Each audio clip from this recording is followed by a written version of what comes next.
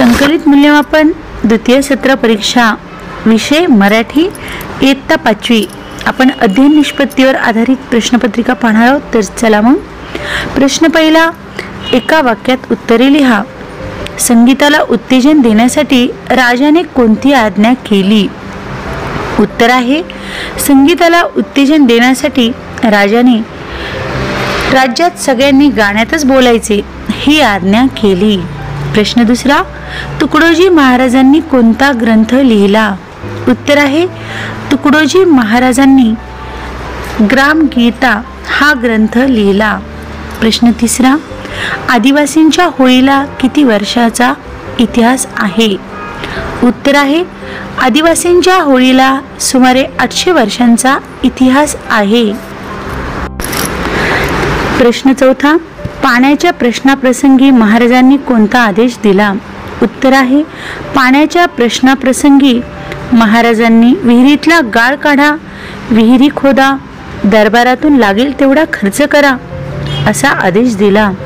प्रश्न पाचवा, झोपडीत नेहमी कुबट वास का यायचा?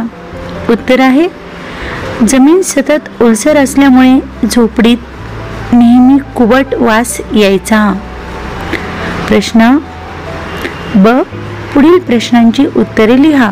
1. मुले क्रीडांगणावर खेळतात। आता वाक्यातील क्रियापद आहे खेळतात। 2. राधाने टाळ्या। आता इथे आपल्याला योग्य क्रियापदाचा वापर करून लिहायचा आहे, तर उत्तर आहे राधाने टाळ्या वाजवल्या। 3. वर्तमानकाळी क्रियापदाचे उदाहरण द्या। तर आपण वर्तमानकाळी क्रियापदाचे उदाहरण लिहूया। प्रणालीने आंबा खाल्ला आहे। 4 आहे, आज डॅश डॅश खूप मजा केली, ती, ते, आम्ही यापैकी योग्य सर्वनाम निवडायचं आहे, तर उत्तर येईल आज आम्ही खूप मजा केली। 5वा आकडा, अकबर नावाचा एक बादशाह होता। भूतकाळ दर्शवणारा शब्द ओळखा। उत्तर आहे होता। ब आकडा, कवितेच्या ओळी पूर्ण करा। शेत पिवळे धम्मक आली कापणी कापणी, आता धरा रे हिम्मत इये ठेवा पाजवूनी। 3. रंगीत तारे असतात का? दिवसा तारे दिसतात का? जीवसृष्टी आणखीन कोठे असेल का? माणसासारखा माणूस होईल का? पुढील आहे, ओढाळ वासरू राणी आले फिरू, कळपाचा घेरू सोडून या। प्रश्न दुसरा, अ, पुढील शब्दसमूहाचा वाक्यात उपयोग करा। 1. तहानभूक हरपणे। उत्तर आहे, जय अभ्यासात इतका मग्न झाला की त्याची तहानभूक हरपली। 2. तोंडात बोटे घालणे। उत्तर आहे, गावाकडे प्रणवने अप्रतिम सूर्योदयाचे दृश्य पाहून तोंडात बोटे घातली। पुढील प्रश्न आहे तिसरा, वाहवा मिळवणे। उत्तर आहे, परीक्षेत प्रथम क्रमांक मिळवून प्रतीक्षाने सर्वांची वाहवा मिळवली। 4था प्रश्न, हेवा करणे। गावातील सुंदर प्रसन्न वातावरण पाहून गावात राहणाऱ्या लोकांचा मला हेवा वाटला। पुढील आकडा आहे ब, थोडक्यात उत्तरे लिहा। 1 आकडा, अति तिथं माती या विषयावर तुमच्या मनाने एक उदाहरण लिहा। तर उत्तर आहे, राजाने एका व्यक्तीला बक्षीस रूपात सांगितले की तू सूर्योदयापासून सूर्यास्तापर्यंत जितका धावशील तेवढी जमीन तुझी होईल। त्यानंतर ती व्यक्ती दिवसभर धावत होती। ती व्यक्ती दमली तरी देखील सूर्यास्तापर्यंत धावत राहिली आणि त्यानंतर त्या व्यक्तीचा मृत्यू झाला। यालाच म्हणतात अति तिथे माती। 2 आकडा, शाहू महाराज यांनी बैठकीत व्यापाऱ्यांना काय सुचवलं? उत्तर आहे, महाराजांनी व्यापाऱ्यांना अशी विनंती केली की तुम्ही धान्याच्या किमतीत कमी करा। तुम्ही धान्याची विक्री खरेदीच्या किमतीत केली तर प्रजा तुम्हाला दुवा देईल। तुमचे नुकसान किंवा तोटा दरबारातून भरून दिला जाईल किंवा देऊ, असे शाहू महाराज यांनी बैठकीत व्यापाऱ्यांना सुचवले। 3 आकडा, जिनागारांच्या मामाला लेखिकेने कसबी माणूस का म्हणले आहे? उत्तर आहे, झिंकारांचा मामा पाळण्यावरचे खेळण्यासाठी राघुमाईंना अशा तयार करायचा की त्या हुबेहूब खऱ्या वाटायच्या. तसेच खेळण्यावर चमचमणाऱ्या चंद्रचांदण्यांची त्यांनी केलेली शोभा भुलवणारी असायची. म्हणून झिंकारांच्या मामाला लेखिकेने कसबी माणूस म्हटले आहे. 4 आकडा. चंद्रपूर जिल्ह्यातील लोक तुकडोजी महाराजांना देवबाबा का म्हणत? उत्तर आहे, तुकडोजी महाराज स्वतः कवणे बेभान होऊन अशी गात असत की लोक तासनतास तल्लीन होऊन डोलत असत. त्यांच्या या वेगळ्या गुणसंपदामुळे चंद्रपूर जिल्ह्यातील लोक त्यांना देवबाबा म्हणत. 2 आकडा. विरुद्धार्थी शब्द लिहा. 1. विरुद्ध अर्थी उद्योगी विरुद्ध आळशी. 2. तोटा विरुद्ध नफा. 3. भरभर विरुद्ध सावकाश. 4. दुष्काळ विरुद्ध सुकाळ. क आकडा. खालील शब्दांना पर्यायी मराठी शब्द लिहा. 1. समर्थन समानार्थी शब्द पाठिंबा. 2. धनी पर्यायी शब्द मालक किंवा नवरा. 3. प्रजा पर्यायी शब्द जनता किंवा रयत. आणि शेवटचं आहे 4थं बेधुंदपणे बेधडक किंवा बेरड.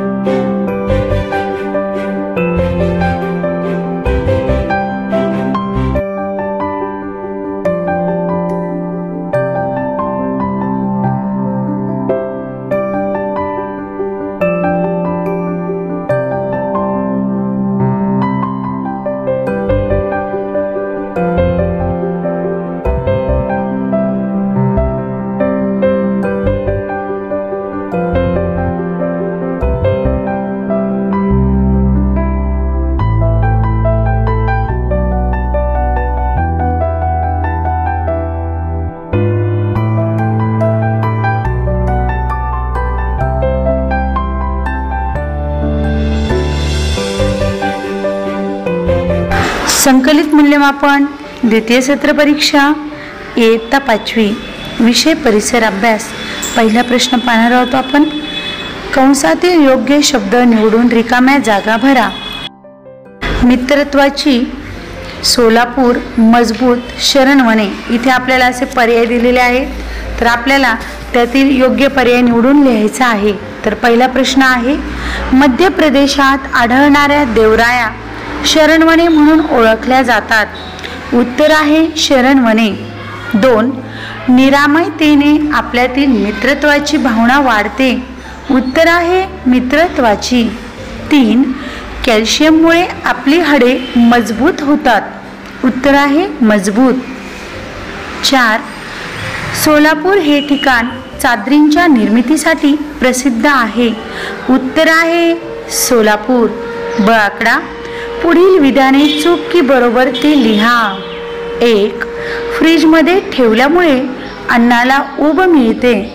उत्तर आहे चूक। 2.